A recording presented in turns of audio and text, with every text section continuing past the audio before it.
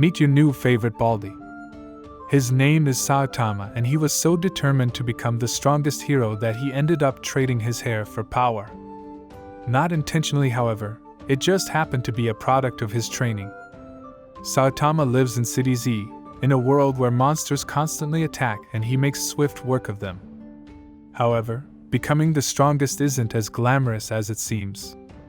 What Saitama once enjoyed is now just a chore. So he's determined to seek out a monster that can finally rekindle his fire for battle. Our story starts with an explosion, and what looks like an outer world monster explodes from the earth. Curious, the monster asks who Saitama is. Saitama hits him with some very convincing backstory, in the fact that he's simply a guy who's a hero for fun. The monster begins to explain that his name is Vaccine Man. Growing to over 3 times his size, Vaccine Man continues to mock Saitama's half-assed backstory while knowing he fights for something much greater than fun. He barely even gets to finish his sentence when Saitama hits him with a 360 no-scope, immediately ending his life. As parts of Vaccine Man are raining to the ground, Saitama looks at his fist in stressed disbelief. He falls to the ground, screaming, "Not again." He once again defeated the monster in one punch. 3 years earlier, we meet a brand new character dressed in a suit walking home. Nope, just kidding. It's actually just Saitama with hair. He meets a monster on the street called Crablante, who asks Saitama why he isn't running away when everyone else is. Saitama explains that there's really no point for him to run. He's unemployed, can't find a job, and just got harshly rejected from another interview. Completely defeated, he couldn't care less what Crablante does to him. Crablante praises his lifeless eyes, stating they're similar to his own. Because of that, he allows Saitama to leave while stating that he currently has bigger prey to find anyway. A kid with a massive chin who apparently drew nipples on Crablante while he slept. Later we find that Crablante may be a monster, but he definitely isn't a liar. This kid has one big-ass chin. Saitama decides not to warn him and to get on with his life. Crablante shows up, and out of sheer instinct Saitama jumps to save the kid. Saitama is smacked into a building. This doesn't stop him, however, as he throws a rock right into Crablante's eye, claiming he can't let Crablante kill a kid. This makes Saitama remember his childhood dream of becoming a hero so powerful he could wipe monsters out in one punch, only to get slapped around by Crablante. Saitama waits for the killing blow to jump up Crablante's arm, wrap his tie around his eye, and rip it out of his socket, sending crab soup everywhere. It's then we see Saitama's eye ignite with what looks like a fire, only to be brought back to the present where they're more lifeless than ever. Scrambling in his wallet to find some change for his food, he notices tremors large enough to make everyone flee in fear. He walks outside. A ginormous monster and a mad scientist are trampling through the city. He's even able to wipe out miles of buildings with a swing of the arm. With the brains of the scientist and the muscle of the giant, nothing would stop them from taking over the world, except for this shiny head. Saitama bluntly asks how it feels to be the strongest, and the mad scientist shouts for his giant brother to kill the man on his shoulder. Unfortunately, muscle and brains don't always go hand in hand, and he picks the wrong shoulder to slam his hand onto. In a manic rage from killing his brother, he throws Saitama into the ground so hard he goes through the buildings, and proceeds to pummel him mercilessly. Reminiscing on the loss of his brother, he finally realizes something. What's the point of being the strongest anyway? He still feels the same emptiness. Saitama sympathizes with him, and while jumping back out of the hole and defeating him in one punch, simply states that having overwhelming strength gets pretty boring. Thinking he was doing the world a favor by defeating a monster, he actually hit this giant thing towards the direction of City B, and probably killed many people in the process. While walking home, Saitama confirms to himself that since he's become a hero, there's still no shortage of monsters. While gaining power, he lost something inside of him. Super Custom YO649Z Mark II introduces himself to Saitama, but Saitama is more worried about his emptiness, and doesn't even let him finish his killer backstory. He gets home, washes his gloves, and has a quick bath with his best friend. Suddenly, he's woken up to absolute chaos. A monster punches him so hard that he flies through multiple rooms and straight out of the building. He's then met with a fast punch, one that blasts him away and unbelievably draws blood from Saitama for the first time in over 3 years. The large monster explains himself to be one of the many subterraneans. They've already wiped out 70% of humans. They also state that no one has ever lived one of their punches. Saitama says, "Same here, brother," and gets to whacking. The Earthlings continue to chase Saitama onto a bridge above, but Pajama Saitama is too quick for them. A subterranean elite lands, and with one swing sends Saitama flying into an explosion. Saitama slowly walks out of the fire, stating once again, "I'm just a guy who's a hero for fun." He then starts handing out more one-way tickets to Pound Town. The king of the subterraneans appears to fight Saitama, giving him what he so desperately desired. However, there's one foe that Saitama can't beat, one that would take his dreams away forever.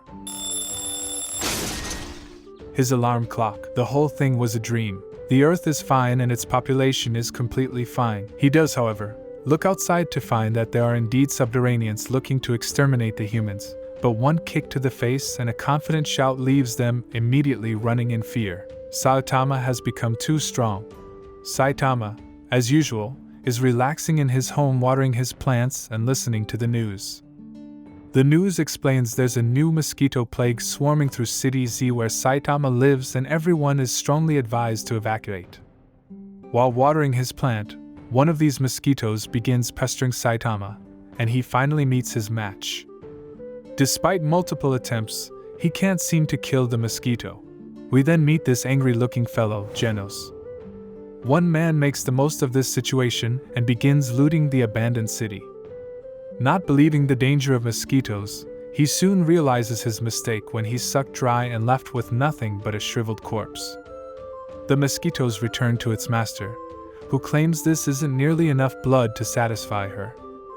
Genos acquires his target and opens fire. Mosquito Girl laughs at the thought of Genos eliminating her and spurs him on to try. But back to the real battle. Saitama finally slaps and kills the monster on his balcony. Or not. He may defeat monsters in one punch, but the mosquito is simply too powerful. Genos and Mosquito Girl continue to battle. He fires multiple shots at her, but she buzzes around them no problem, before diving down and ripping off his arm. That didn't come for free though, as she noticed that while losing his arm, Genos made sure to take both of her legs too. She says that while the town people may be hiding, there's plenty of wildlife to feed on, and sends her swarms out to gather more blood. And the gigantic swarm condenses into a single area around her. Suddenly, we hear a crazy screaming man chasing a mosquito with bug spray. Genos tells Saitama to evacuate immediately as the swarm is conscious and will attack him if he stays. But before they have a chance to leave, Mosquito Girl is ready for round 2. The swarm descend on the two of them and drown them in a black flood, strong enough to topple buildings. This only makes Genos' life a lot easier, as now they're in a perfect position to be incinerated all at once, proving that Mosquito Girl really did have the intelligence of a bug. Except, whoops, he forgot about the shiny-headed man who showed up and accidentally killed him. To his amazement, the shiny-headed man is fine but is now naked, and without being worried for his safety simply says, "Damn, you really made the bugs bug out." It's not over. Mosquito Girl's laughter is heard and she looks stronger than ever, not to mention thicker. She's laughing because she no longer needs her mosquitoes and has acquired strength beyond Genos' comprehension. She blinks behind him, "Nothing personal, kid," and slashes his stomach wide open. Mosquito Girl has become too powerful, too quick for Genos to do anything, as he's violently slapped around with ease. He let his guard down, and has no chance of winning. He has to resort to his final weapon to kill her. His explosive self-destruct sequence. Suddenly, Mosquito Girl's maniacal laughing face is met with a firm slap, and the bug is instantly splattered all over the nearest building. Genos looks at Saitama in awe as he simply stands there with a satisfied smile and says, "Bugs? They suck." The two cheeks begin walking away before Genos demands to become Saitama's disciple. Genos actually shows up at his house. He tells Genos to have his drink and go home since he's not looking for disciples. Despite Saitama saying he's not interested, Genos begins explaining his entire life story. This story goes on and on and on. Eventually Saitama can't take it anymore, and screams for him to explain in 20 words or less. Genos gives the long story short that a cyborg attacked and destroyed his home when he was young, and he vows to one day find and destroy him. He then immediately detects the incoming messengers. Cypher the Pokemon charges into Saitama's home only to meet its end to a fist. 2 more remain outside. Eager to show off his stuff to his new master, Genos leaps off the balcony to meet them, only to find them already defeated by Saitama. Saitama took the bait and is pulled underground. A cyborg introduces itself, triggering Genos as it may be the cyborg he's hunted all these years. Genos battles it out while Beast King laughs at Saitama and threatens to teach him his place by gouging his eyes out. Saitama simply walks out of his death hole and gives these two one chance to apologize. But before he can unleash his wrath, Saitama is too busy getting the dirt out of his special place. Beast King patiently waits for him to be ready before going ham, killing his own allies in the process. Beast King goes all out with Lion/Meteor Power Shower. Saitama gets serious for the first time. Consecutive, normal punches. The Beast King is obliterated before Ground Dragon can even react, but Saitama hasn't forgotten about him. Ground Dragon escapes, saying it's better to regroup and formulate a plan, and oops, Saitama finds him deep underground. Ground Dragon states this is impossible, which, to be fair, is kinda true. The cyborg Genos was fighting explains that despite losing, they are bound to be destroyed since he is only the 3rd most powerful fighter from their House of Evolution. The Beast King is the 2nd strongest and would easily kill them both. Saitama, with the eye of the Beast King in his hand, asks, "Is this the guy you're talking about?" Suddenly, the cyborg's robotic voice becomes incredibly normal as he begs for his life, stating he was only talking like that to sound cool. The episode begins by explaining a genius scientist. He was well respected and made significant contributions to humans. He began to tinker with experiments that were deemed completely unethical. He decided to carry out his research regardless, even alone if he had to. It took a long time, but at the age of 70 years old he finally made a breakthrough on his research. He used this to reverse his aging. He then created an endless amount of clones and used them to create the House of Evolution, experimenting on animals and eventually humans. This story is then interrupted by Saitama's impatience, who then demands the gorilla to get to the point and stop trying to sound cool. The gorilla explains that the scientist is simply interested in Saitama's body, but Saitama responds, "Sorry, I'm not into dudes." Genos explains that it's likely for research and that if the doctor isn't stopped he'll try this again, recommending they attack him immediately. Saitama says let's go, there's a sale on tomorrow and I don't want to miss it. The doctor and his clones are perplexed that 2 of their greatest warriors were beaten so easily. With no other options left, the doctor is forced to use his trump card, Carnage Kabuto, which terrifies the clones. He activates traps from floors 1 to 8, hoping that will deal with them before Carnage Kabuto is required. Running to the destination, Genos makes it clear that he doesn't have time for any of the traps that the doctor set. Saitama finds an unopenable metal hatch and obviously opens it with ease. Dr. Genus explains that Kabuto is locked down here because he cannot be controlled, but Kabuto is convinced that he is the new evolution of a superhuman and should be the one in control. Genus, however, recognizes his strength, but states that he's a failure and isn't remotely human at all. Making a deal with the monster, he says there's a specimen he simply must have, and only Kabuto can obtain him. Kabuto finds Saitama and Genos in a hallway, and pulverizes Genos on the way past them. Kabuto takes Saitama into a combat room and demands to throw down. Before they can start, they're interrupted by a fire cannon. Genos is back. He may be landing many hits, but it's clear that he's not doing any damage to the creature. He takes a big hit, but demands that Saitama lets him continue. Genos uses his full power, but Kabuto simply blows it back at him, giving him a new hairstyle. Saitama gets his hopes up for a good fight. Walking towards Kabuto, menacingly, Kabuto blinks behind Saitama, who is wide open. Instead of attacking, however, Kabuto retreats as far as possible. Confused, Saitama asks what he's doing and Dr. Genus is equally as perplexed. Kabuto screams in fear and frustration, demanding to know how Saitama reached his level of strength. Saitama complies, explaining that no matter what, he stuck to this intense routine.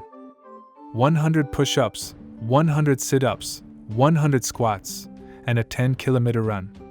Never use heating, and never use the air con to strengthen your mind. In other words, train hard enough to the point where your hair falls out. To an astonished crowd, Genos shouts that Saitama is full of crap. Genos needs to become strong and demands to know his true secret. But Saitama insists that's really all he did. This excites Kabuto, who realizes that with that training he simply can't be stronger than him, and activates Carnage Mode. In Carnage Mode, he loses control of himself for an entire week, meaning he'll be rampaging until next Saturday. For some strange reason, this news seems to terrify Saitama. Saitama realizes he's made a horrible mistake. 1 whole week from today is Saturday, which means today is Saturday too. So today must be Bargain Day at the Supermarket! Bargain Day at the supermarket. Saitama is devastated, realizing he's missed the best sales of the week. Genos informs him that if they hurry, they might still make it, so Saitama blasts through the wall and gets running as soon as possible. Next episode, we're met with a man making inspiring commands. Why must we have to work for money? Why do we need money for food? Work isn't fun and nobody should have to. Hammerhead and his followers will create a world where only those who want to work should work, and those who don't would be supported by the workers. Nobody in the public seems to care though. They head to the building owned by some rich business and immediately raze it to the ground. Celebrating their victory, one member realizes that it was actually the wrong building. Whoops. Hammerhead is a very forgiving man though, and simply moves on to the next one. We're then introduced to one of the strongest heroes in the entire series. Mumen Rider. He saves this kid's balloon from a devastating end, and cycles off into the distance towards the destroyed building. Saitama is woken up by a nightmare of someone demanding to play rock, paper, scissors with a booger on their finger. He then learns that these new Paradisers all have shaved heads, and anybody who encounters someone with a shaven head should flee immediately. Saitama can't have this, and sets out immediately. Fortunately, Mumen Rider is here to save the day. Just give him a second. He rushes in alone and maybe next time. Being recommended to flee by his advisor, the rich businessman states he can't since it would hurt his reputation. However, another voice is heard saying he won't need to flee with him around. Sonic explains he's still under contract and will deal with the terrorists. Asking if Sonic can really handle that many opponents, Sonic simply replies to find a way to deal with the pile of dead bodies he's about to make. Sonic meets them in the woods and honestly hits them with a pretty cold entrance. He gives them one chance to surrender, which is ignored. One by one, the heads start rolling onto the ground. Hammerhead raises the entire area. Meanwhile, Saitama, who's looking for the criminals, is being called a terrorist by the public. Hammerhead tries to deal with Sonic's speed by boxing in his path, but Sonic couldn't care less. While Hammerhead is celebrating his victory, he receives a kunai to the back of his head. Hammerhead's body, however, ends up disappearing. Hammerhead then explains his thick head kept him safe from the wound, before running into Saitama. Genos is being repaired by Dr. Casino, and is trying to explain how awesome Saitama is. The doctor explains he's developing Genos' new augmentations to potentially make him even stronger than Saitama. Hammerhead asks if Saitama is here to sign up with his group, but he explains he's just a hero for fun, and has to smash their heads in for personal reasons. Hammerhead doesn't take kindly to that, and is astonished at the lack of damage his punch does to Saitama. Saitama is simply let down by the battlesuits. Hammerhead goes full power mode and pulls out his killer move, Spin Attack, which reminds Saitama of the same move he used as a kid.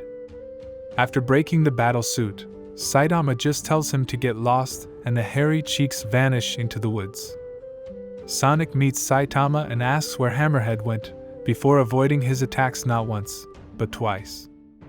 After breaking his sword, Saitama tries to explain that he's not a paradiser, which Sonic refuses to believe. Saitama tries to explain that he's just a hero for fun, but Sonic interrupts him and says never heard of you, probably the most damage Saitama has received all season.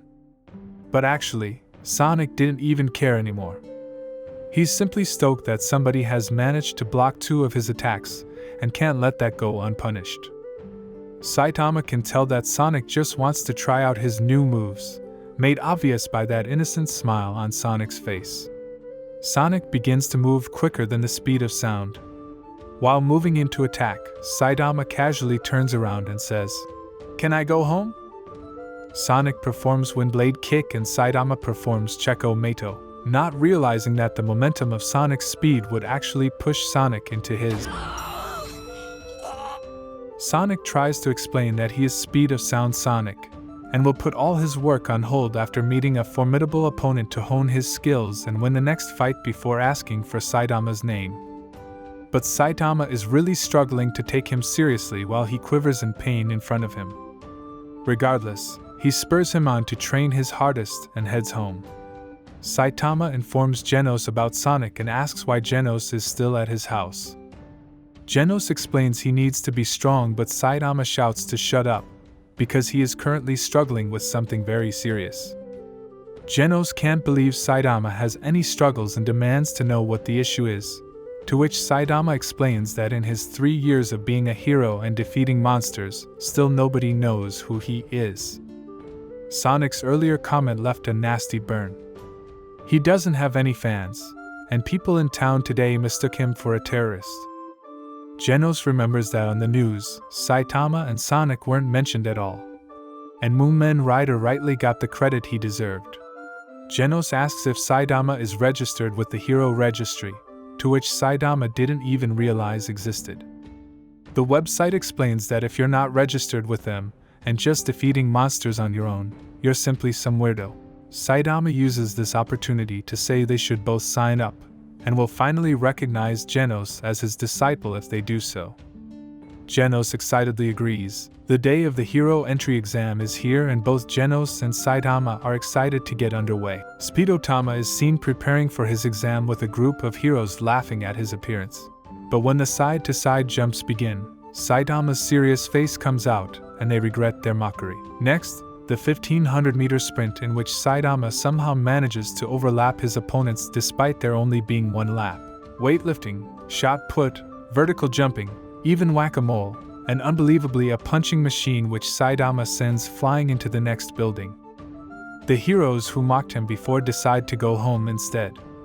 Saitama and Genos remark how unbelievably simple both the tests were. The results are in.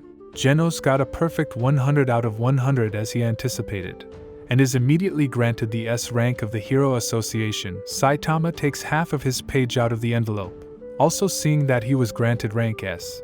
Genos uses this time to ask what Saitama was asked at the interview. Genos explains that Saitama's exam results were so good they must not have needed to interview him. Saitama replies maybe, but most likely because he actually only got 71 out of 100 points and was granted the title of rank C. Genos says he will speak to the people in charge, but Saitama would find it far too embarrassing and just lives with it instead. A briefing with Class A hero Snack where Saitama is much more interested in his bubblegum. But it's clear that Genos and Saitama are finding this a little cringe to say the least. Saitama, taking this meeting very seriously, is defeated by a bubble of gum. Snack is getting very frustrated at the lack of respect and threatens them with his connections to the higher-ups. Saitama is instead wondering what to have for dinner. While walking home, Genos explains why the Hero Association was formed. Genos reminds Saitama that since they're now registered heroes, Genos is officially Saitama's disciple, and asks him to continue to teach him the ways. While walking home, Saitama is reflecting on the hierarchy of the Hero Association. Snake uses his 2 brain cells to come up with a brilliant plan. He'll ambush Saitama and teach him a lesson for threatening his ego. He uses his devastating attack, Biting Snake Fist, to land a crushing blow on Saitama. Saitama rewards him with a well-deserved nap. Genos and Saitama reunite in a strange open area. Genos thanks Saitama for meeting him and agreeing to his unreasonable request. The two are about to battle it out. Saitama confirms they're just practicing, right? Genos says while that is the case, he wants him to go all out, and in return will do the same. Genos is very eager to try out his new parts, and they kick off immediately. Genos performs Dynamic Entry and Saitama performs Neo from the Matrix. Genos is giving it his all, but Saitama is just impressed with his new speed. Genos' kick forces Saitama into the air where he tries to incinerate him, but Saitama simply states, "Sheesh, could have burnt my clothes again." Genos acquires even more speed and the two effectively begin flying around exchanging blows, either one of them doing any damage. Genos is happy with landing machine gun blows on Saitama, but realizes he's been chasing an after image this whole time. He locates Saitama, lands in front of him, and finally wipes him out. Or not. Saitama dodges Genos' punch and Genos has to remind Saitama of the rules. Take it seriously, no fooling around, and most importantly, keep fighting until Genos is no longer able to fight. Now, resume the match. Saitama appears in front of Genos, and Genos' kick hits another after image as Saitama is already behind him. Genos' life flashes before his eyes as death approaches. Saitama pulls his punch, giving Genos' hair a blow dry before stating he's hungry and they should grab some udon noodles. Genos is prepared to do anything to become stronger, but can't see himself ever approaching Saitama's power. He turns around, and behind him is a devastated landscape with a parting in the clouds. He realizes their level is not even remotely close. Saitama is casually reading manga, and Genos is recording Saitama's daily routine in immense detail. Saitama realizes he has absolutely nothing to teach Genos, and feels like an absolute fraud leading him on like this. It's then that Genos mentions to Saitama that if he doesn't solve any crime in the next couple days, there's a chance his hero title will be stripped from him entirely. Saitama gets dressed and plans to rush out without Genos, as he fears he may take all the credit from him. It's then Saitama has some advice for Genos. With strength training irrelevant for Genos, he should look to strengthen himself elsewhere, specifically his mind, and sets a goal for Genos to break top 10 of S class. This speech and goal were completely made up on the spot, with assistance of a manga book on the floor. Genos, however, naively gobbles it up and swears to give it his all. Saitama embarks on his journey to find crime.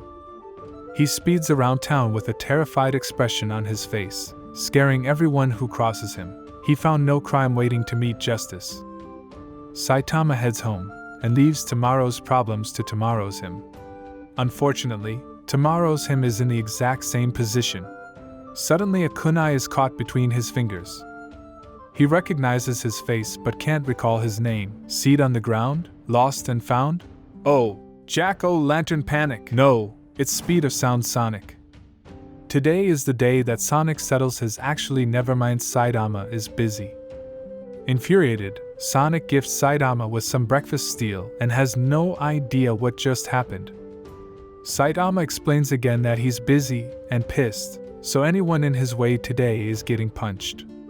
Fortunately, a civilian has already informed the hero of the criminal events, and Tank Top Tiger has come to handle him. Saitama laughs at Sonic and the fact that they think he's a criminal.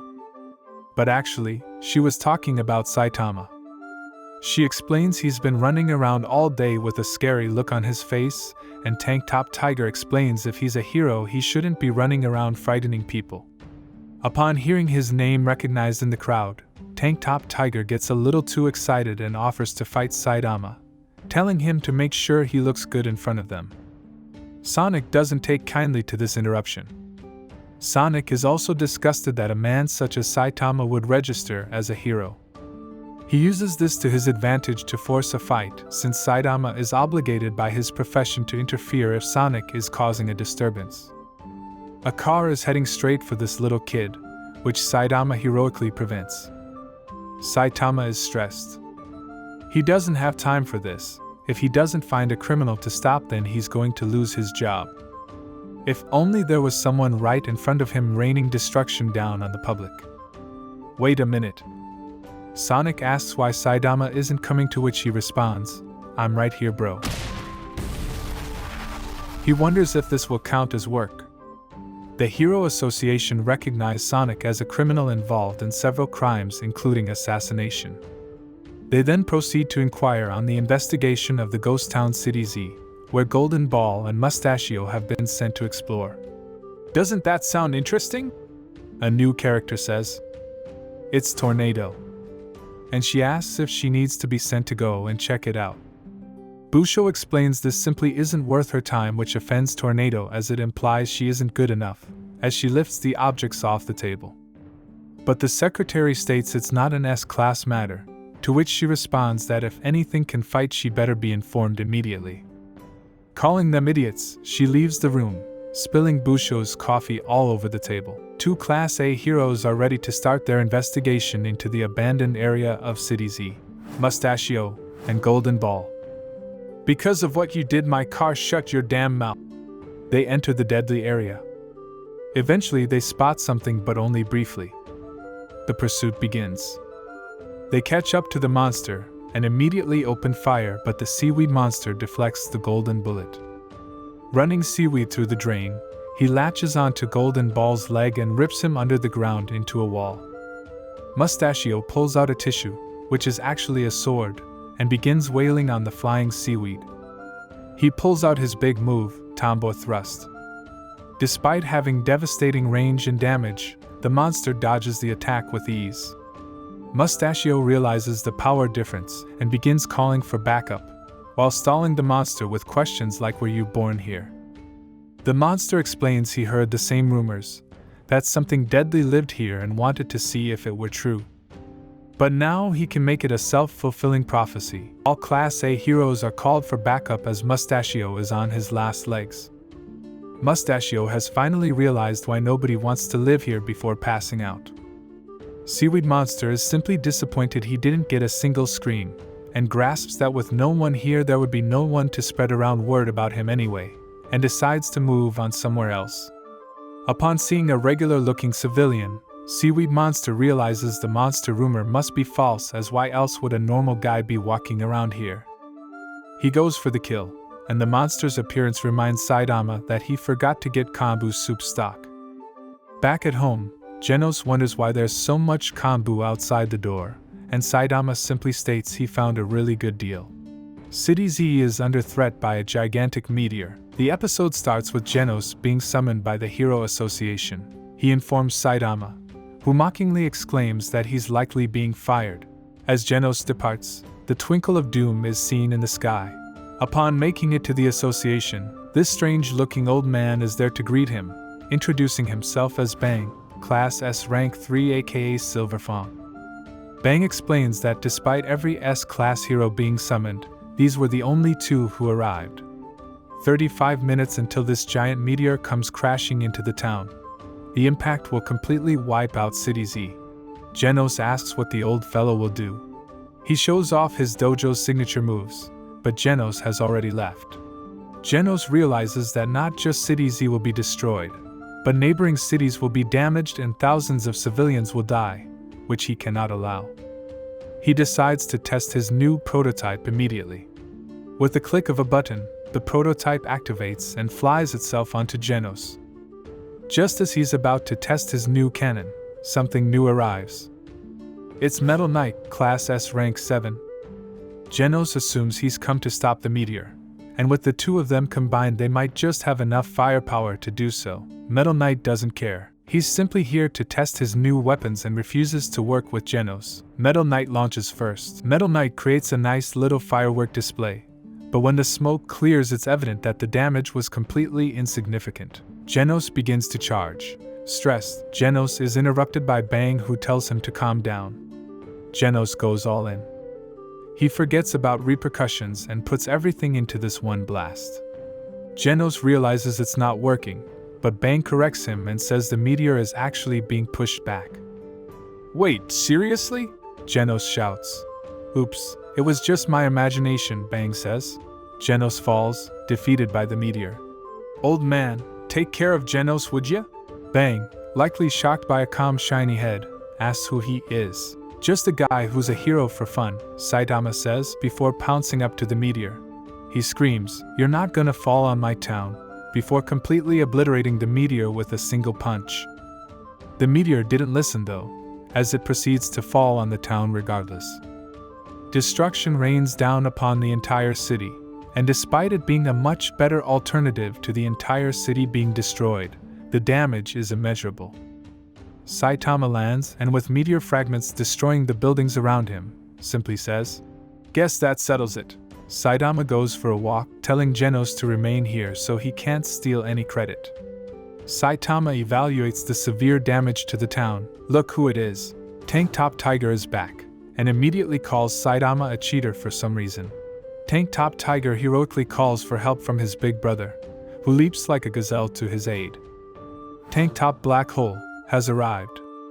Saitama has taken credit of Class S heroes to jump the rankings illegally, since no one can climb the ranks that quickly.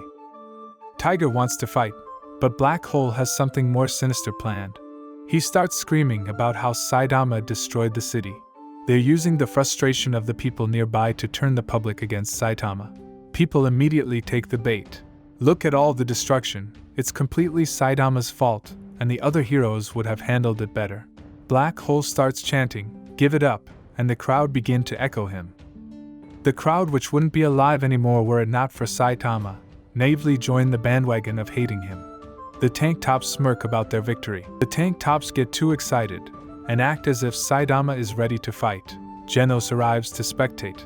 Tank Top Tiger is all roar no claw, and Black Hole uses his unbelievable grip strength to immediately start crying before Saitama has exerted any strength. Even Saitama can't believe how weak he is. Black Hole screams he's sorry for lying about Saitama, but Saitama disagrees. "I'm the one who smashed the meteor," he screams, before demanding to hear the crowd's complaints.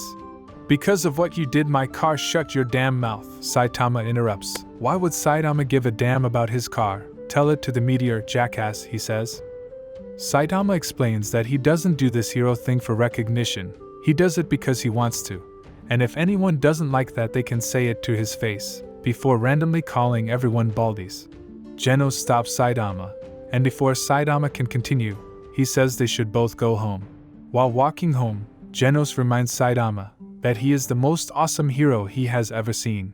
Even if the public don't see him for the hero he is, Genos always will no matter what. Saitama says he doesn't need buttering up, before secretly walking away with a smile. This episode kicks off with immediate momentum as an Octopops rip-off stomps over the roads, threatening to kill any human that crosses its path. Our favorite hero is already charging full speed towards the area. It's Mumen Rider, and he fears no monster. Suddenly, the massive monster starts laughing at one human, relating to his shiny head and asking him if he's a distant relative of some kind. Mumen arrives on the scene to find the monster is suddenly half its size, and missing its upper half. Now, there's not one, but a swarm of sea folk terrorizing the public. One civilian is trapped in its clutches, but is fortunately saved by a brave hero. It's Stinger, and with his bamboo shoot the civilians have nothing left to fear. We're cut to a scene of Genos performing heroic actions too. He's using his high-tech super advanced cyborg technology to dry Saitama's dishes. He excitedly informs Saitama that he's advanced to the second rank of Class C, incredibly close to rising to Class B. Genos is interrupted by a phone call and is summoned to City J. Despite being wounded, Stinger continues to talk big and tells the monsters to get ready for their demise. Swinging his bamboo shoot like jacks, he levitates and hits them with successive thrusts and lands a nasty quadra kill. Stinger rightfully celebrates this awesome victory, only to be pounded in the stomach by a new ripped fish, the king of the deep sea. Sprinting towards City J, Genos goes on ahead to scout for the monster's location, while the threat level is announced as Tiger. Moonman is heading straight for the action, but is interrupted by a truck of C-class heroes telling him to forget about it. The threat level has been raised to Demon, too severe for C-class heroes. It takes more than that to deter Moonman though, as he power cycles on regardless. The Deep Sea King is patrolling, while being watched by new hero Lightning Max, before being jump-scared by the Deep Sea King. Unfortunately, his gunpowder boot had no effect, and he demands for the Sea King to fight him but plans to run for it as soon as he can. Blasted into a building before he could react, the Sea King sends him flying out the other end of the building. Fortunately for Max, his fall is broken by S-class hero, Puri Prisoner.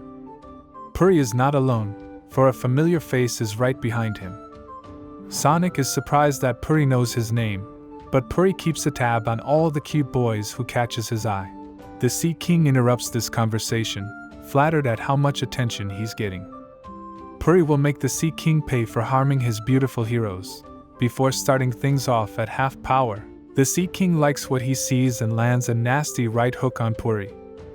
He unexpectedly receives one straight back at him though, followed by an uppercut which sends this giant beast off the ground. The two admit that they both felt each other's strikes, just a little, but Sonic knows that Puri is acting tough and received good damage. Puri has no choice, it's time to go all out. He transforms into angel style, which only seems to really remove his clothes. Puri majestically leaps into the air and performs Angel Rush, triggering Genos' detector. Sea King laughs at Puri's combo, before brutally slamming through his stomach, shoulder, and face. Sea King teaches Puri how to combo, saying every hit should be dealt with the intent to kill. Puri is blasted into space. Sonic dodges the Sea King's punch, and is nearly hit by his moray. Unfazed, Sonic slams his mouth shut and reiterates that the Sea King is far too slow for him, before dodging every hit from his rapid combo. Suddenly, the Sea King is faster and stronger too. The Sea King slams down behind Sonic and is gigantic. The surface dried him up, but the rain is restoring him to his prime. Back to the fight. Unfortunately, Sonic is caught and crushed in the Sea King's palm. But he mocks the Sea King's celebration, as we see it was only Sonic's clothes he caught. The Sea King's power to make people naked is a sight to behold, as Sonic flees in search for a weapon. On his way out, Sonic bumps into Genos. He belittles Genos on his way out, and all Genos has to say is, "Who was that pervert?" Genos detects the Sea King, and notices he's heading to the evacuation shelter. The Sea King senses the large volume of humans, and breaks into the shelter terrifying everyone. A brave hero raises his hand, and he tries his best to stall for time. The Sea King's only demands are that the humans scream while he slaughters them. All Back Man is ready to fight, and prepares himself for wait never mind he pissed himself. Fortunately, more heroes in the shelter step up to All Back Man's brave call, including Class A hero Snick. The crowd feel hope. Moomin is still diligently heading towards the scene, now with a Saitama on the back of his bicycle. Saitama asks if Moomin saw the butt-naked guy run past, and goes to check it out. Suddenly Moomin receives a call. They've been heading the wrong way, and Moomin turns around immediately, dropping his phone in the process. The heroes prepare to attack, and a devastating blow is seen from the roof of the shelter. All heroes were wiped out in one fell swoop. Saitama sees the phone on the ground. The association are desperately trying to get through to Moomin, trying to explain this is too much for him, but Moomin is already in stand-up peddling mode and can't be stopped. It's the roar of justice! Saitama answers the phone, and upon hearing that a Class S hero was defeated, he simply asks where he needs to go. We kick off immediately with Genos asking if he is indeed the Deep Sea King. Genos cuts to the chase, blasting the Deep Sea King with a powerful punch followed by his destructive fire cannon. Victorious, Genos turns to the survivors and confidently asks, "Was that the last of them?" The crowd all cheer in ecstatic relief. The Sea King reappears behind Genos and sends him flying, ripping off one of his arms in the process. Genos scolds himself, letting his guard down yet again. Elsewhere, Saitama is on the phone with the Hero Association. Saitama simply responds, "Hurry it up, it's raining." Moon ruthlessly continues his stand-up peddling mode to be of assistance immediately. Genos orders the civilians to run for it, saying he can't promise to win the fight. The Sea King attempts to catch the humans, but Genos is there to protect them. And even with one arm, Genos is still able to keep pressure on the Sea King. Genos uppercuts the monster outside, and blasts him again with his cannon. He activates Lightning Eye, blinding the monster. Kicking him back into the roof, he uses machine gun blows to blast the monster back into the shelter. Clutching her rabbit teddy, a young girl gives Genos some words of encouragement, which the Sea King doesn't respect. Spitting a ball of acid at her, Genos has no choice but to heroically take the hit to save the little girl's life. Burning almost to death, the Sea King grabs and punches Genos out of the shelter and moves in for the kill. He prepares to finish Genos off. Justice Crash! Suddenly, Moomin Rider attacks the monster without hesitation. Knowing he's no match, he can't sit idly by while a hero is about to be killed, and charges the monster alone. Stating he's bored before Moomin has even attacked, the Sea King grabs his punch and continues to slam Moomin into the ground, before his glove slips off and sends him flying. Despite being distracted, the Sea King returns to Genos for the kill. Tackle! But Moomin isn't done. Moomin is again blasted away. However, for what Moomin lacks in strength, he makes up for in courage and dedication. He'll take the Sea King on, right here and right now. The crowd are mesmerized. Moomin wants to attack, but is shaking, knowing it would be certain death. Suddenly, a voice is heard. "You can do it, Moomin!" A young boy is shouting out words of encouragement, and motivates the spectators to do the same, and Moomin remembers what he's fighting for. Armed with this new motivation, he hypes himself up to charge the beast and sends out a devastating. The crowd watch in horror as Moomin is yet again blasted into the air. However, instead of hitting the ground this time, Moomin is caught by a red glove on top of a yellow sleeve. "Nice fight, man," Saitama says. "You should be proud." The Sea King punches Saitama, only managing to bobble his head like a toy. Impressed, the Sea King recognizes that he's not like the others he's faced, and begins explaining his backstory. The Sea King explains, all organisms on the surface come from the sea, as if the sea were its mother. Being the king of the sea, he is also the king of the earth. Defying the Sea King would be defying yeah, it's raining bro, can we finish this already?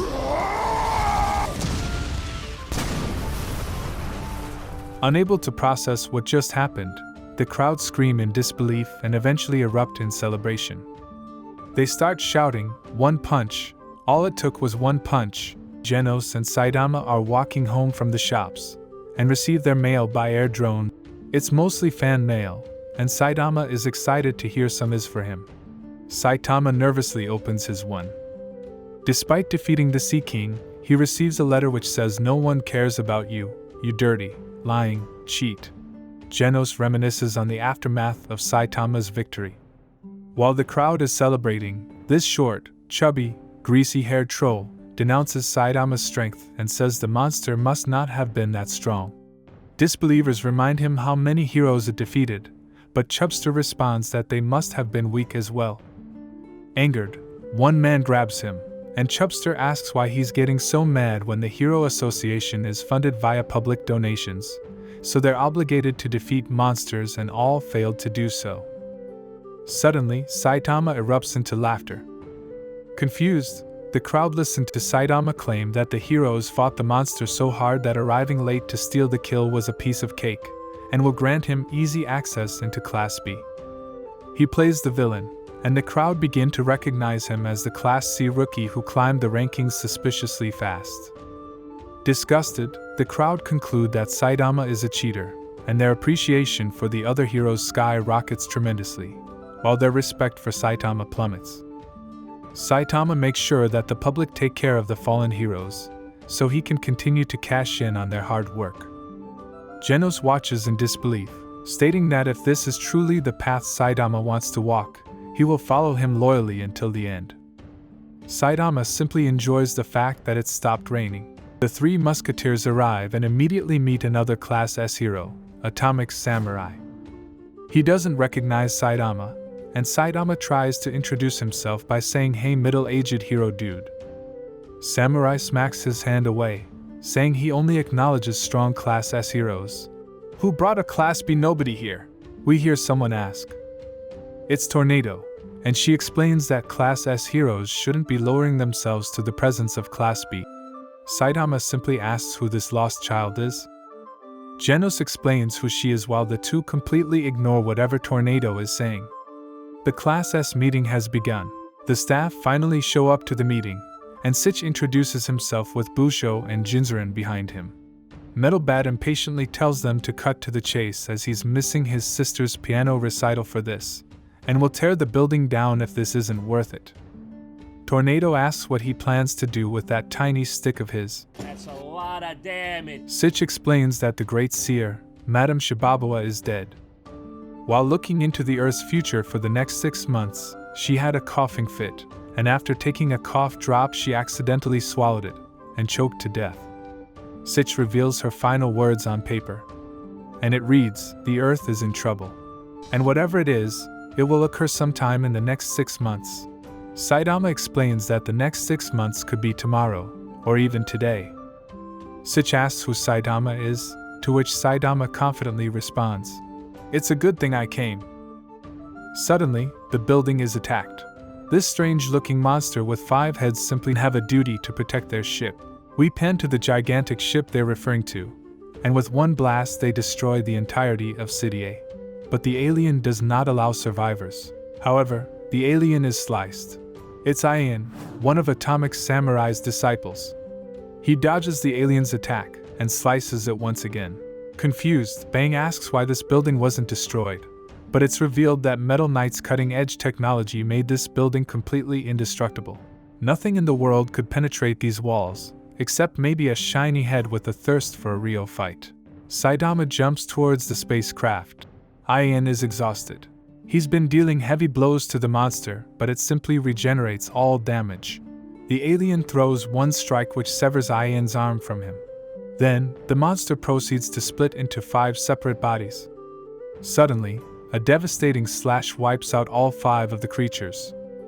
But Ian quickly warns Samurai that swords have no effect on this creature, but Samurai couldn't care less and simply slashes it down again.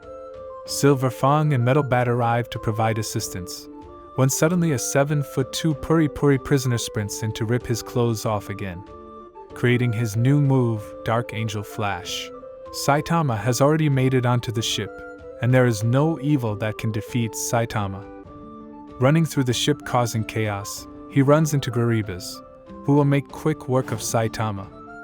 Defeating him with ease, Saitama continues running through the ship, destroying everything in his path. We're cut to an alien on a large throne, who looks very unfazed by this destruction. Ryugen Shup is venting at the death of Garibas and the failure of Melzergard. Suddenly, Boros himself walks into the room asking what the problem is. Ryugen Shup explains that he failed to keep the natives off the ship, and one man has infiltrated and caused 23% of the ship to be damaged. Boros orders his 3 generals to deal with the intruder, but Ryugen Shup explains that Garibas has already fallen, surprising Boros. Melzergard is feeling the pressure and attempts to contact the ship for a second bombardment. However, its courier is hit with a home run. It's Bat versus Bat, and obviously the Bat wins. While practicing his swings, Metal Bat notices something interesting with the way the monster reforms itself, and starts swinging again. Ryugen Shup is gobsmacked that the general is having trouble on the surface as well. Metal Bat obliterates the monster again, and this time catches a small marble from its head. The monster screams to give it back, and Metal Bat happily obliges. Upon shattering the marble, the head disintegrates. Metal Bat relays this useful information, terrifying Melzergard. Melzergard simply has to hang in there until the bombardment lands. Back on the ship, Saitama tries to explain that he's been trying to leave this whole time, and simply can't find the exit. Relieved, the general tells Saitama to take a right to leave the spaceship, but this devious bald man deceived him and takes the left instead. Saitama barges into the room. Gyurgen Shu pulls out his super move, telekinetic gravitational wave, before realizing that Saitama is not remotely phased. Gyurgen Shu uses telekinetic shower of rubble. Saitama says the psychic powers are incredible, but being wasted, as all he's just using them to toss pebbles around, and shows him you don't need psychic powers to do that. The dark matter gunner is wondering where to fire the bombardment, as we're cut to Puri Puri prisoner shattering another marble. However, all is in vain as the bombardment is launched. With doom approaching, our favorite psychic hero arrives on the scene, stopping every single shell and arrogantly stating they would all be dead without her. Turning the shells around, she refuses the gift and sends them straight back. Puri holds his arms, while Bang jumps up to his head and destroys yet another marble. 4 down, 1 to go. Unfortunately, his noble effort was squandered when a fatal blow connects to Bang and sends him flying through multiple walls. Punching his way in, Boros senses no limit to his ridiculous power. Boros says before they fight, they should exchange names, introducing himself to Saitama. Saitama introduces himself as a hero for fun. Saitama then asks what Boros wants with Earth, so Boros walks down the stairs explaining the stories of a prophecy. He discovered the torment of boredom, having no one that can face him. Until a great seer told him that far away, on another planet, he would meet his match. His crew began to think it was a made-up story to lure Boros away, but Boros now excitingly understands it was true. He demands Saitama to give stimulation to his existence, to which Saitama responds to punching him away, saying you can't just destroy planets out of boredom. However, for the first time, his opponent is still standing. Boros explains that his high-tech armor, which sealed his immeasurable power, has now been broken. Saitama responds, okay. Boros's true form is released, and Saitama watches awkwardly. Saitama's serious face is activated as Boros proceeds to pummel him. Boros is amazed that Saitama can keep up, and even Saitama acknowledges that Boros is strong. Just as Melzergard gains confidence, the man he fatally struck in the previous episode nonchalantly walks back for more fight, claiming the monster fixed the stiffness in his shoulder. Dropping his guard, Samurai goes in for the kill with atomic slash. Bang realizes the regeneration always begins in the head, and the alien finally melts into the ground. Back to the Rio battle, we see Boros and Saitama violently going at it as the opening theme song plays, eventually pushing him out the roof of the ship. Boros cannot contain his excitement. He releases his destructive energy, which vaporizes even bones. Boros uses the opportunity to sneak behind Saitama and deliver a crushing blow to his face. Boros begins to explain how incredibly advanced his species is, and how he has the godlike ability to regenerate any and all damage. To prove this, he immediately restores his torn arm to its original state. Saitama very simply says that Boros is boring him out of his mind, and if he's done, can they get back to fighting? Boros prepares for his next move, Meteoric Burst. Landing a critical knee strike, Boros is victorious as he sends Saitama flying into space for all eternity. Oh, thank God the moon was there. Saitama gets a feel for the gravity before pouncing off the moon so hard it leaves a crater. Boros is explaining how that last technique shortens his lifespan before his opponent comes crashing back down onto his ship. Boros can't believe his eyes, and Saitama walks out of the debris simply stating, "Cool, I made it." Boros isn't done. Finally, Saitama strikes back, but it isn't enough to stop Boros. Saitama continues with consecutive normal punches, obliterating Boros into pieces. Miraculously, Boros still survives and prepares to release all his remaining energy. Collapsing Star, Roaring Cannon. Saitama responds with his final move also. Killer move, Serious Series. Serious Punch. The end result is truly devastating. A defeated Boros lies the ground, asking if he lost. Saitama praises the fact that he's still conscious, admitting Boros truly is strong. Boros's prophecy were true. He claims the battle was hard fought and Saitama agrees, but Boros calls him a liar. Boros admits that Saitama still had plenty of strength to spare and wasn't even trying. Saitama was simply far too strong. There it is. The entire first season of One Punch Man. I had to cut a lot out, or it would have been way too long. I really hope you enjoyed it, and if you did, be sure to subscribe. Until next time, Kings.